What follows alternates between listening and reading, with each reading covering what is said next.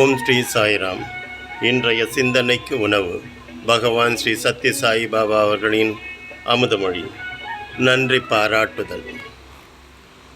நல்ல செயல்களை செய்வது இன்றியமையாதது. எவரெல்லாம் புனிதமான செயல்களை செய்கிறார்களோ அவர்கள் எல்லோரையும் விட உயர்கிறார்கள். அதனாலேயே உங்களை சேவை பணிகளை செய்யும்படி நான் வலியுறுத்துகிறேன். நீங்கள் சமுதாயத்தில் பிறந்து ஆளாக்கப்படுகிறீர்கள். உங்கள் கல்வி, செல்வம் மற்றும் ஆனந்தம் ஆகியவற்றிற்கு இந்த சமுதாயமே காரணம்.